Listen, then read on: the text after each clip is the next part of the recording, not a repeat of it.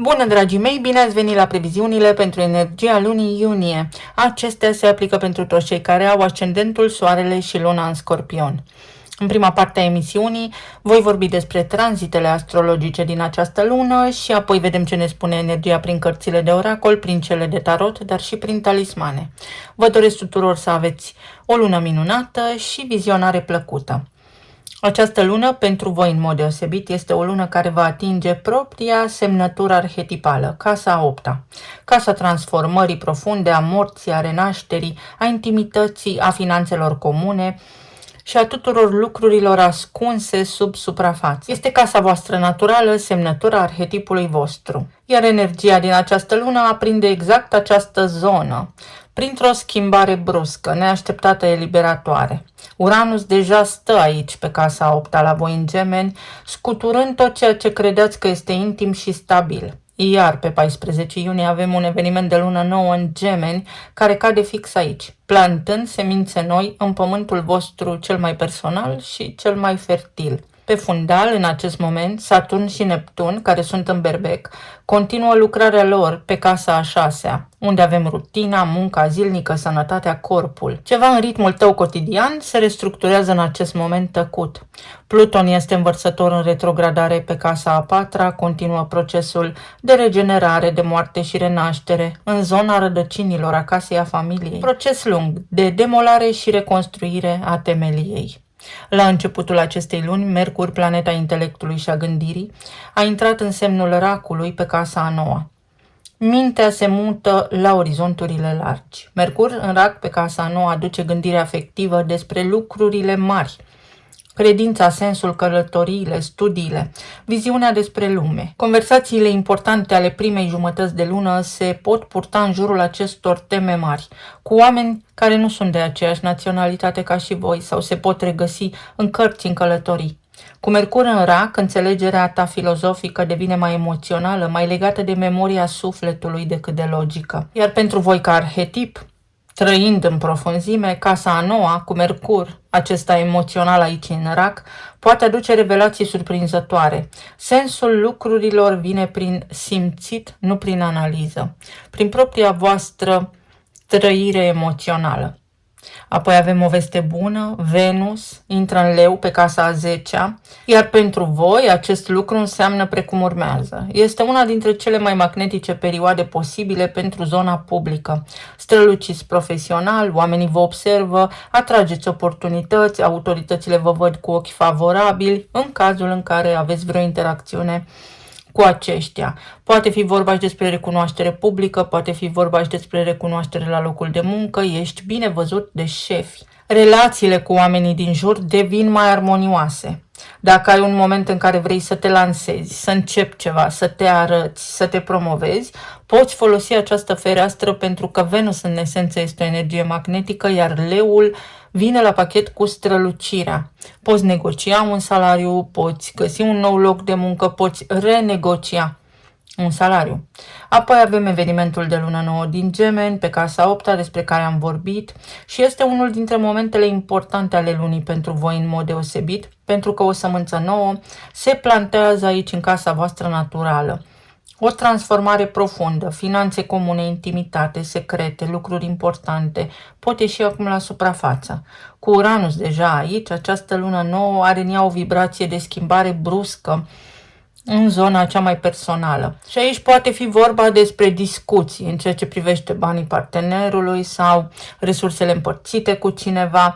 Poate fi vorba despre o renegociere a unui credit, o moștenire care apare neașteptat, o transformare bruscă în zona intimității, discuții despre niște subiecte tabu pe care anterior nu le aveați sau discuții pe tema sexualității, un secret de asemenea poate ieși la lumină. Această lună nouă cere ceea ce știi deja să faci, să te lași transformat în adâncul tău. Și te poți întreba acum, ce a venit timpul să las să se schimbe, să treacă, să moară, să dispară din viața mea pentru a face loc altor lucruri noi.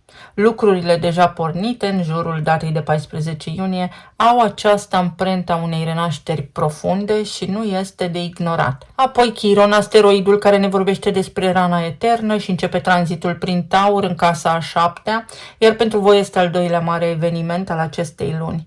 Chiron, eternul rănit, pleacă din Berbec, unde a lucrat pe casa a 6-a în zona rutinei și a corpului, și intră în Taur, pe casa a 7-a a parteneriatelor, a partenerului, și începe un ciclu lung de aproximativ 8 ani de vindecare în relația ta cu celălalt sau cu ceilalți, unde te oglindești, locul unde te întâlnești cu lumea prin partener, prin ochii celorlalți. Chiron aici înseamnă că vechi răni legate de relații, de încrederea în celălalt, de abandon, de oglinzi care te-au rănit, vor ieși la suprafață de-a lungul tranzitului. Partenerii voștri, tot ceea ce înseamnă relație conștientă 1 la 1 poate deveni acum vindecător rănit pentru tine. În iunie pășești doar pragul, dar aceasta este o ușă mare. Anul care urmează va fi puternic colorat de această tranzitare, însă vine la pachet și cu stabilitate. Ceea ce se întâmplă acum îți va oferi ție un pământ mai stabil și mai fertil în viitor. Ca și concluzie, acest tranzit aduce vindecare prin ceilalți, o oglindă, un om pe care îl întâlnești, cu care lucrezi, cu care trăiești, care te ajută direct sau indirect să te vindeci tu pe tine, pentru că asteroidul Chiron nu vindecă el în esență, ci pune reflectorul pe ceea ce avem noi înșine de vindecat la noi. Soarele și începe tranzitul prin Irak, în casa a 9-a, avem solstițiul de vară, vitalitatea ta se mută la orizonturile largi. Solstițiul îți deschide o lună în care energia ta vrea să iasă din zonele întunecate ale casei a 8-a și să respire în filozofie, în călătorii, în studii, în credință. Este o perioadă de expansiune mentală și spirituală. Ce viziune despre viață vreți să creșteți? Unde vreți să călătoriți? Ce vreți să studiați? Pentru că toate acestea sunt importante în această lună pentru voi. Lumina solstițiului vă deschide ferestre largi după luni bune de privit în adâncuri și în gol. La sfârșit de lună, Mercur retrogradează în Rac aici pe casa a 9-a și simultan avem evenimentul de lună plină din Capricorn pe casa a 3-a. Axa cunoașterii, axa călătoriilor.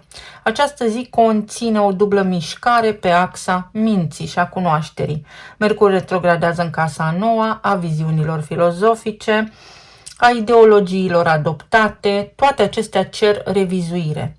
Te poți întoarce la cărți pe care le-ai citit, la profesori care te-au influențat, la credințe pe care le-ai formulat și care vor o schimbare, se cer a fi reluate.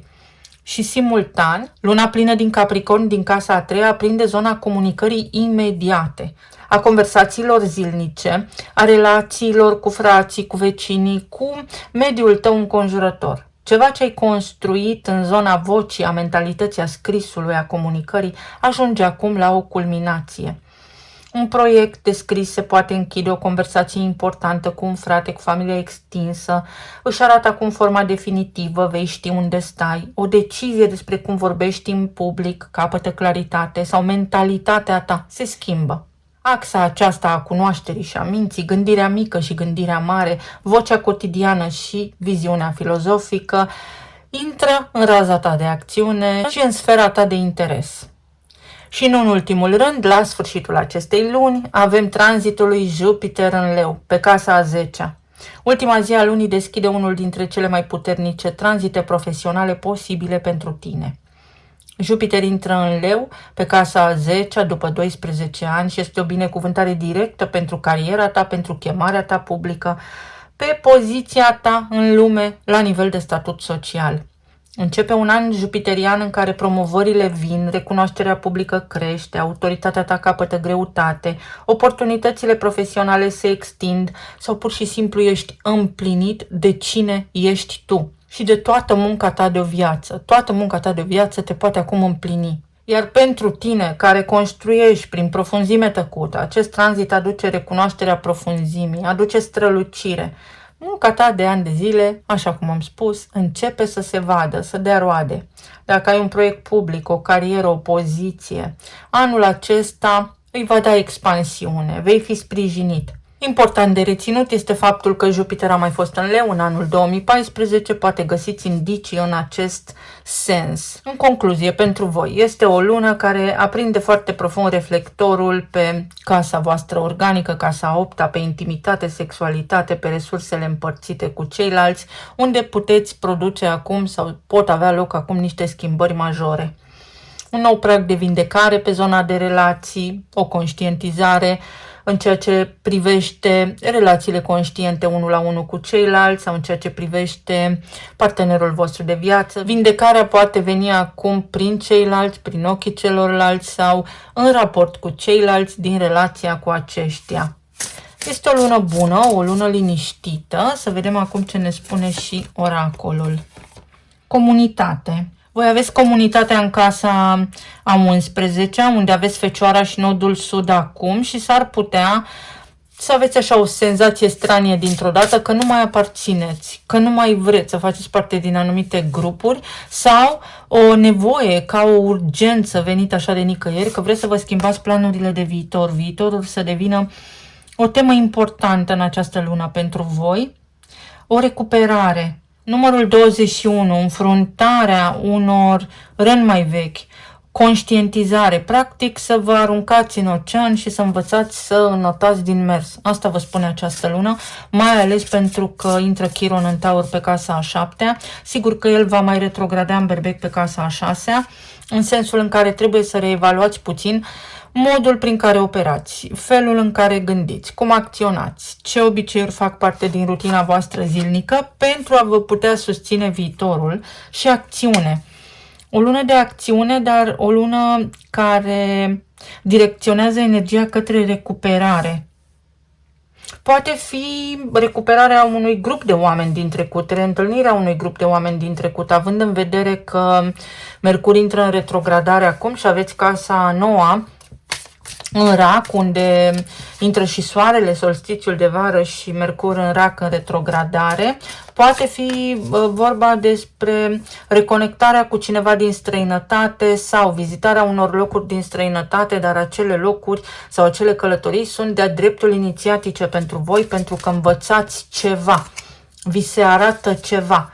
Pot reveni din trecut parteneri, pot reveni din trecut situații, cadre, contexte, discuții în această perioadă, asupra cărora puteți interveni cu calm, cu blândețe, tocmai pentru a fi voi mai în siguranță la nivel emoțional. Să vedem pe zona de relații, Împărăteasa, Regele de Spade, 6 de cupe, Asul de monede, Turnul și Pajul de Spade. În primul rând, un mesaj este următorul. Din trecut poate apărea cineva brusc neașteptat, o persoană care s-a purtat imatur atunci când a fost în viața voastră pentru a-și cere scuze. Și de acolo veți vedea voi dacă se poate recupera ceva sau nu. Persoana respectivă, din ce arată energia aici, nu este încă suficient de matură. Îi lipsește ceva. Mai are de învățat ceva. Sau poate voi acum, prin acest context, puteți lipi, da, puteți uni linia întreruptă. O piesă din puzzle. Descoperiți ceva în această lună care vă ajută să înțelegeți mai bine relațiile cu ceilalți sau cu acest fost partener, fostă parteneră. Pentru alții dintre voi este o perioadă extrem de bună în care veți vedea ori partenerii voștri de viață primesc măriri de salariu, ori prin intermediul acestora beneficiați de bani în plus, ori primiți niște moșteniri, ceva se întâmplă și este ceva neașteptat venit prin intermediul unor autorități, în unele cazuri. Pentru alții dintre voi este vorba despre conștientizarea propriei voastre valori, stima de sine, pentru că am avut o lună plină pe casa a doua, în Săgetător, în luna mai și acum avem o lună nouă în Gemeni, pe casa a 8-a. Atunci când știi cine ești, atragi și ceea ce meriți. Dacă tu nu știi cine ești, atragi exact confuzie și oameni nepotriviți în viața ta.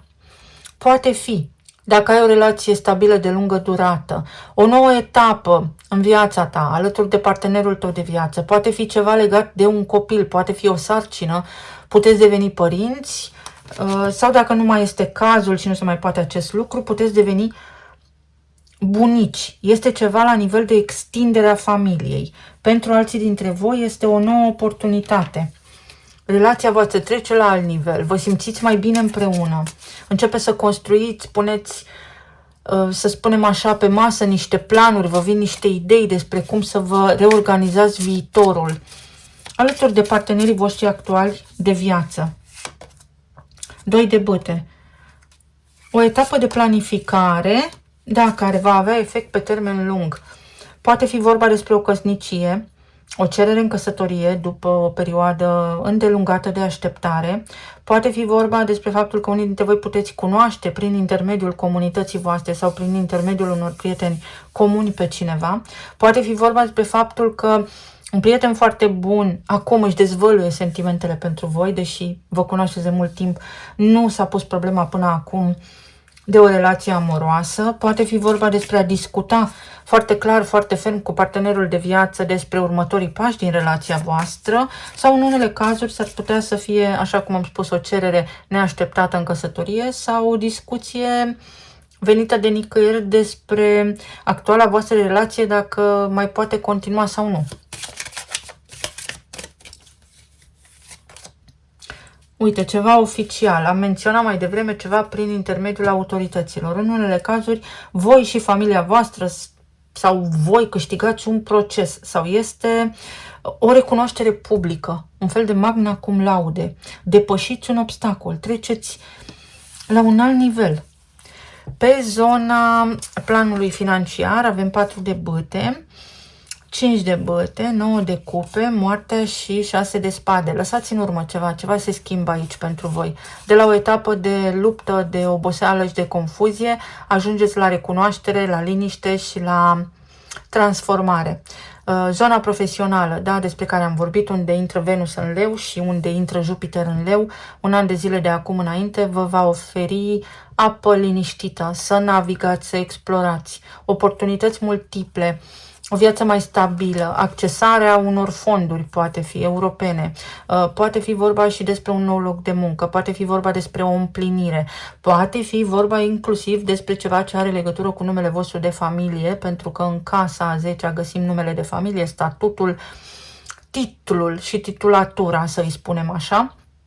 Pentru alții dintre voi este îndepărtarea concurenței sau pur și simplu ajungeți într-un punct în care nu vă mai comparați cu alții, se dizolvă, se topește invidia cuiva, gelozia cuiva sau a voastră față de cineva, pentru că vedeți foarte limpede drumul pe care îl aveți de parcurs de acum înainte. Poate fi și o promovare, mai mulți bani, mai multe plăceri, 5 de monede. Recuperați o pierdere sau a venit și vremea voastră, 9 de bâte. După o perioadă de sacrificiu, ori unii dintre voi vă pensionați, ori în sfârșit se întâmplă ceva bun la nivel profesional sau în planul material, la nivel financiar pentru voi. Uite, atingeți un prag de stabilitate incredibil de bun. Poate în unele cazuri să fie vorba, exact cum am spus, despre extinderea familiei, poate în alte cazuri vă pensionați, poate în alte cazuri primiți în sfârșit recunoaștere, ajutor. Ceva se stabilizează. Și pajul de spade. Este un început, un mesaj, o notificare, o informare sau descoperiți ceva. Sunteți cumva vizibile, aveți o voce și puteți transmite niște mesaje. Puteți scrie o carte, unii dintre voi. Puteți accesa un credit. Se rezolvă ceva la nivel financiar pentru voi. Începe să se rezolve. Pentru că voi veți rezolva, vi se creează doar culoar liber de trecere. La nivel emoțional și medical avem regina de monede, 10 de spade, 3 de monede, 9 de bâte și cavalerul de monede. Nu trebuie să mai lupți pentru ceea ce este al tău, pentru că ți se cuvine și va ieși la suprafață acest lucru despre tine. Un pas înainte către stabilitatea ta. O stabilitate, vindecarea unor răni, metaforic, dar și la propriu. La nivel de sănătate, după mult stres, în sfârșit apare un om sau apare o soluție pentru provocarea ta medicală și începi, să spunem, ori o terapie, ori o vindecare, treptat, așa, treptat, ajungi să te simți mai bine. Este și ideea de stabilitate în relații pentru unii dintre voi, o apreciere. Este și potențial de relație stabilă aici pentru unii dintre voi. O afacere care începe să meargă din ce în ce mai bine. Te așezi pe tronul tău, respiri ușurat, știi cine ești, ce-ți dorești și cum să obții ceea ce-ți dorești. foarte multă claritate și ai și sprijin din partea celorlalți. Pajul de monede, uite. Pentru a ajunge unde îți dorești, trebuie să faci un pas înapoi. În toate aceste arcane ești însoțit de un câine. Câinele este simbolul fidelității, loialității și al prieteniei. Un prieten, ceva crește, relația cu un prieten sau poate un prieten acum își dezvăluie sentimentele pentru tine. Diavolul, trebuie să renunți la control și să ai încredere în ceilalți. Ai puterea să te eliberezi din lanțurile vechi, să ieși dintr-o situație care te-a constrâns și te-a strâns, pentru că te luminezi, pentru că ți se arată calea, pentru că vine soluția, vine mesajul. Apare o soluție finală pe care o cauți, apare o conversație. Ajungi în punctul în care dai jos hainele astea negre de pe tine și te vei bucura, te bucuri, ajungi la roata destinului. Ești omul potrivit la locul potrivit sau ajungi exact acolo unde trebuie pentru a rezolva ceva de maximă importanță. Să vedem ce spun și talismanele. Uite, te liniștești. Te liniștești cu sănătatea. Ceva devine mai bine aici, te eliberezi de un stres major. Pentru alții dintre voi este libertate dintr-o relație care v-a constrâns. Și când spun libertate, nu mă refer la faptul că scăpați așa peste noapte apăsând un buton de cineva, de niște gânduri sau de un dor. Te detașezi pentru că începe un proces de iubire de sine și îți dai seama că nu ai nevoie de nimeni ca să trăiești. Succes la nivel financiar, recunoaștere, o declarație de iubire sau poate fi vorba despre pace. În sfârșit înțeleg ce a însemnat omul ăsta în viața mea. Mai multă prosperitate, mai mulți bani în această lună, mai puține conflicte, serotonina, mai multă bucurie, mai multă fericire, din nou ideea că puteți avea mai mulți bani în această lună. Puterea, ai puterea să mergi mai departe, îți trebuie doar discernământ și minte limpede, eliberarea de atașamente și de obiceiuri toxice. Chiron v-a arătat nevoia de a controla lucrurile, o părere, să avem o părere întotdeauna despre orice. Ăsta este ciocanul lui Thor, care spune nu trebuie să ai o părere, nu totul merită o reacție și o părere din partea ta sau nu trebuie să-ți dai cu părerea în toate situațiile. Asta te stresează chiar dacă nu-ți dai seama. Trăiește pentru tine, nu pentru ceilalți. Moartea, farul și o vindecare, îți găsești drumul. Uite, scapi de ceva toxic. Permiteți să fii iubit și permiteți să trăiești fără a te încărca cu problemele celorlalți.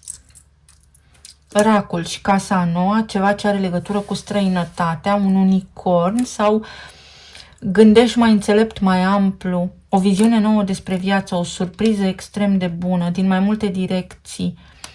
Uite, un prieten foarte bun te ajută, se apropie de tine sau tu te apropii de o perioadă plină de bucurie și de binecuvântări, mă scuzați.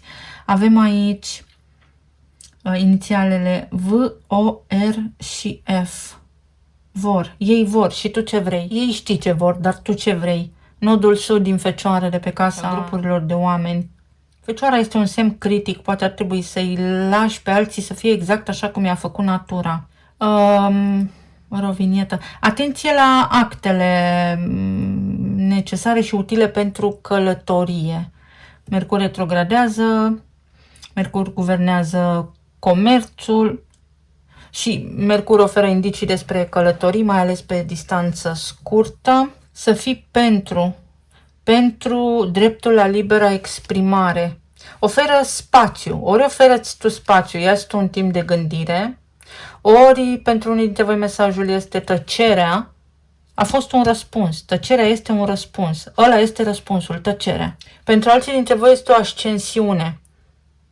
Sunteți undeva pe un acoperiș și vedeți imaginea de ansamblu. Iar pentru alții dintre voi a venit momentul să vă dezghețați, să fiți mai relaxați, să vă bucurați mai mult de viață, cu Venus în Leu, să râdeți mai mult. Indiferent de ce probleme aveți, să râdeți mai mult, să vă bucurați mai mult de viață, pentru că asta vă va ajuta. Aveți aici 0 grade, conjuncția la care s-a Aveți aici 0 grade, conjuncția Saturn și Neptun din februarie de pe 20, judecata, trezirea din morți, schimbarea de paradigmă, de viziune, de mentalitate, schimbarea pe care ați așteptat-o toată viața, se poate produce. Dar prin voi, prin încredere oarbă că lucrurile se rezolvă fără să le pomeniți, să le menționați la fiecare pas. Eu vă mulțumesc foarte mult, vă doresc să aveți o zi minunată, să aveți o lună minunată, să fiți bine, sănătoși și iubiți oriunde vă aflați. Să ne auzim cu bine și data viitoare. Pa, pa!